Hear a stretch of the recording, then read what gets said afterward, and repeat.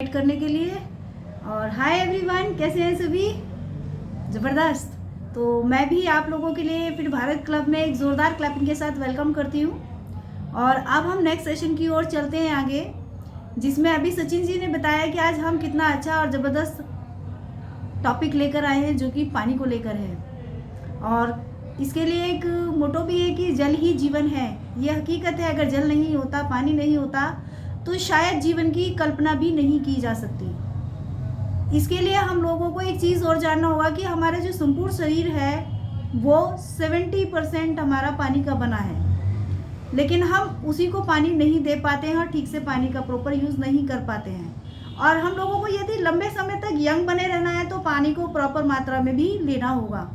तो सचिन सर, आप मुझे थोड़ा सा हेल्प करेंगे पीपीटी शेयर करने के लिए? मैं यहाँ से एक सेकेंड।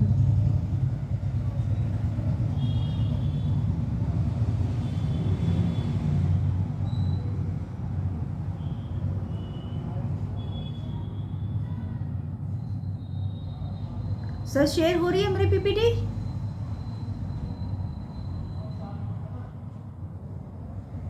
जी, अब हम चलते हैं नेक्स्ट पार्ट की ओर। थैंक यू एवरीवन मुझे सपोर्ट करने के लिए पीपीटी के लिए। यहाँ पर जो हम वाटर रूल के लिए बात करेंगे, सबसे पहले हम एक चीज़ जानना चाहेंगे कि जो शरीर का हमारा जो वेट होता है पानी के अकॉर्डिंग अगर देखा जाए तो वो 70% हमारी बॉडी में पानी ही होता है।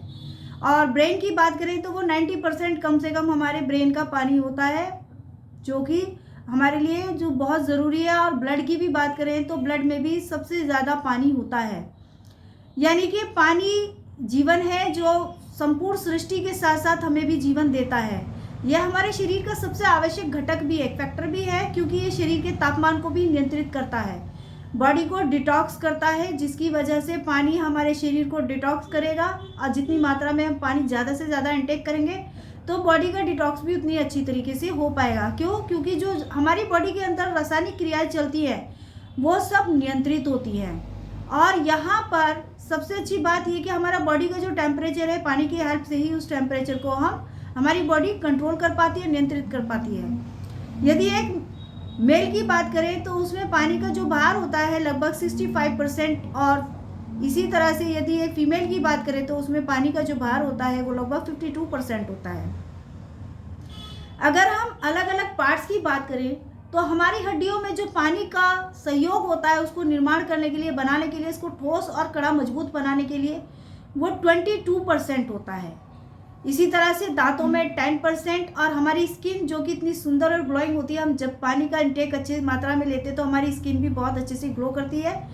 पानी का रोल 20% है। और मस्तिष्क में, जैसे कि मैंने बताया अभी, 74.5% और मांसपेशियों में 75.6% है।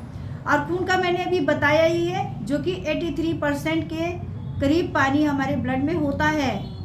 और इसी के साथ साथ यदि हम बात करें कि ब्लड में पानी की ज़रूरत क्यों होती है, क्योंकि पानी अगर हमारे ब्लड में अच्छी मात्रा में होगा तो हमारी बॉडी के हर पार्ट में हीमोग्लोबिन के साथ वो ऑक्सीजन को भी ले जाएगा, जो कि बहुत ज़रूरी है ऑक्सीजन का हर पार्ट में पहुंचना। क्योंकि पानी में घुलनशील ऑक्सीजन होती है और हम जो नाक के द्वारा ऑक्सीजन लेते हैं वो भी हमारी बॉडी में जाके ब्लड में मिलती है और पार्ट्स में जाकर हमारे सभी पार्ट्स को ऑक्सीडाइज करती है, उसको वहाँ पे ऑक्सीजन की मात्रा को पूरा करता है और एक एनर्जी वहाँ पर हमें मिलती है। इसके बाद नेक्स्ट अगर हम बात करें यहाँ पर कि बॉडी में जो पानी हमारा होता है, किडनी का जो पार्ट है वो 83% है, जो कि डिटॉक्स का काम करती है हमारी किडनियाँ। और हार्ट में 79% है, जो कि पंपिंग की तरह काम करता है, जो हमारे ब्लड को ले जाने और लाने का भी काम करता है। ब्रेन की बात करें 75%, इसको ज़रूरी है ब्रेन को पानी की। और लीवर को भी, जो कि लीवर हमारी सबसे बड़ी फैक्ट्री होती है, हमारी जो फूड फैक्ट्री को डाइजेस्ट करती है। सबसे पहला काम जो हमारी बॉडी में शुरू करता है वो लीवर होता है। हम जो भी खाते पीते हैं तो सबसे पहले जो काम पे लगता है वो हमारे बॉडी में लीवर होता है, तो गंदगी भी सबसे ज़्यादा वहीं मिलेगी। इसी तरह से बॉडी में जो स्किन की मात्रा की बात करें 64% है और हमारे ब्लड 83% है। इसी तरह से अगर लंग्स की बात करें तो 80%, पानी का रोल है और जॉइंट्स में भी 83% हमारा पानी का रोल है। कम पानी पीने के कारण जो है डिहाइड्रेशन होता है। इसके सिम्टम्स आप अच्छी तरीके से देख सकते हैं, समझ सकते हैं। जिन लोगों को लगातार सर दर्द रहता है या चक्कर आते हैं, उनको पानी का डिहाइड्रेशन होता है, यानी कि पानी की उनकी बॉडी में कमी है। सीधा सीधा मैं बोलती हूँ इस चीज़ के लिए कि यदि सिर में दर्द होता है तो पानी पियो, क्योंकि पानी की कमी की वजह से सर दर्द होता है। और दूसरी बात, इसकी कमी को पहचानने का एक लक्षण और होता है, जैसे कि हम लोग जब यूरिन पास आउट करते हैं तो उसका कलर चेंज होता है या वहाँ बहुत ज़्यादा बदबूदार होता है। यदि येलो कलर में आता है तो इसका सीधा सीधा समझ जाइए कि बॉडी में पानी की कमी है। और जब डाइजेशन के बाद हमारी बॉडी में एक क्रिया होती है स्टूल पास होने वाली, सुबह सभी जाते हैं, तो जो लोग ठीक से फ्रेश नहीं हो पाते हैं या जाते हैं तो उनको बहुत ज़्यादा पेन के साथ मल निकाल के बहिक्षेपण करना पड़ता है, तो वहाँ पर भी पानी की कमी होती है। त्वचा का बेजान होता है और शरीर में थकावट, एनर्जी डाउन रहती है, यानी कि शरीर जो है बहुत ही एनर्जी लो फील करता है। और सोचने के लिए जो उसमें कहते हैं याददाश्त भी जो है उस पर भी फ़र्क पड़ता है। माइंड सोचने के लिए कम सोच पाता है, ठीक से उसको याददाश्त नहीं रह पाती है। और सांस तेज होती है, हार्ट बीट होती है। इसका कारण यही है कि क्रॉनिक कमी होने के कारण जो गंभीर समस्याएं या दुष्परिणाम होते हैं वह सब पानी के डिहाइड्रेशन के ही लक्षण हैं। नेक्स्ट, पानी की कमी से होने वाले नुकसान क्या हैं, इसको भी जानना बहुत ज़रूरी है। पानी की कमी से होने वाले जो रोग हैं, बीमारियां हैं, नुकसान हैं, उसमें मैंने अभी आपको बताया है कि थकान और एनर्जी का कम होना और समय से पहले बूढ़ा हो जाना, ये भी एक प्रॉब्लम है, एजिंग प्रॉब्लम है कि यदि आप पानी को सही मात्रा में नहीं लेते हो तो जल्दी ही बुढ़ापे की ओर जाते हैं। मोटापा बढ़ता है पानी की कमी से। अगर जिन लोगों को अपना फैट कम करना है तो पानी को सही मात्रा में लेना शुरू कीजिए। और high blood pressure, low blood pressure भी पानी की कमी के कारण होता है। कोलेस्ट्रॉल बढ़ने की समस्याएं पानी की कमी के कारण होती है। कब्ज जैसी प्रॉब्लम या पाचन जैसी समस्याएं भी पानी की कमी से होती हैं। अब गैस्ट्रिक या पेट में अल्सर, ये भी समझ लीजिए कि ये एक ऐसी समस्या है कि बहुत सारे लोगों को पेट में अल्सर होता है। वहाँ पर क्या होता है कि उनकी जो पेट के अंदर जो एक झिल्ली नुमा एक म्यूकस होता है, वो भीतरी सतह से अम्लता को जो है, रसों को जो है नष्ट कर देता है, उन नसों को नष्ट कर देता है और वहाँ पे घाव होने शुरू होते हैं। और यहाँ पर एसिडिटी बढ़ने के कारण जो है एक अल्सर जैसी प्रॉब्लम होती है। तो ये समस्या भी पानी की वजह से होती है।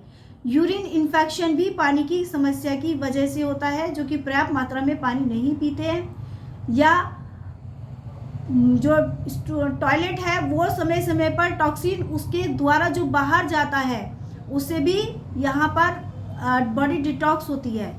तो जिन लोगों को पानी की प्रॉब्लम होती है, समस्याएं सामने आती है, इसमें यूरिन सिस्टम जो है, म्यूकस झिल्ली भी सुरक्षित नहीं रह पाती है। इसके बाद यहाँ पर जो है एसिडिटी का असंतुलन बना रहता है।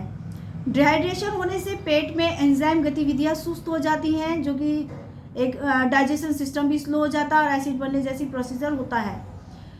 एक्जाइमा, सांस में संबंधित समस्याएं और गठिया बाई भी इससे कमी से होती है। और यहाँ पर देखें कि गलत तरीके से जो पानी पीना पड़ सकता है वो उसको भारी पड़ सकता है। यदि कोई भी व्यक्ति गलत तरीके से पानी पीता है तो वह उसको नुकसान पहुंचाता है, वह उसके लिए सेहत के लिए भारी पड़ सकता है। सबसे पहले देखो, गलत तरीके से गलत मात्रा में जो पानी पिया जाता है उसको क्या प्रॉब्लम होती है, उसको अर्थराइटिस प्रॉब्लम सामना करना पड़ता है।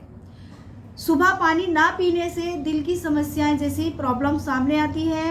प्लास्टिक की बोतल में लंबे समय तक जो पानी रखा रहता है उसका सेवन भी नहीं करना चाहिए, क्योंकि प्लास्टिक की बोतल जो है केमिकल अपने साथ पानी में घुलनशील अवस्था में छोड़ देती है और जब हम पानी का इंटेक करते हैं तो वह केमिकल हमारी बॉडी में जाता है और वो उसे डिस्टर्ब करता है। कभी भी खाने के बाद पानी नहीं पीना चाहिए, क्योंकि डाइजेशन हेल्थ को नुकसान पहुंचता है।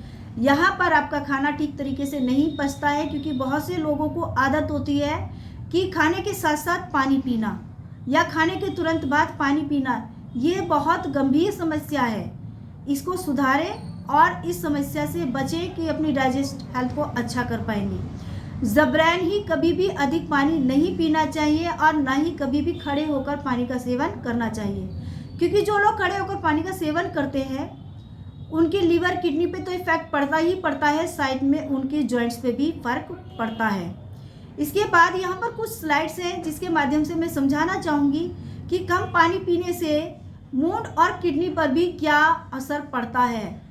तो इसका सिंपल सा सीधा सा तरीका है कि कम पानी पीने वाले जो लोग होते हैं उनके हार्ट की समस्याएं प्रॉब्लम शुरू हो जाती हैं, जैसे मैंने अभी बताया है, और बॉडी का डिटॉक्स ना होने के कारण जॉइंट्स में भी प्रॉब्लम आनी शुरू हो जाती है, क्योंकि जो डेड सेल होते हैं वो जॉइंट्स में इकट्ठा होते हैं और उनका डिटॉक्स नहीं हो पाता है, टॉक्सिन इकट्ठे हो जाते हैं। इसी तरह से चेहरे पर पानी की कमी के कारण झुर्रियाँ, एक्ने जैसी प्रॉब्लम, रिंकल्स जैसी प्रॉब्लम यानी कि स्किन प्रॉब्लम का सामना करना पड़ता है।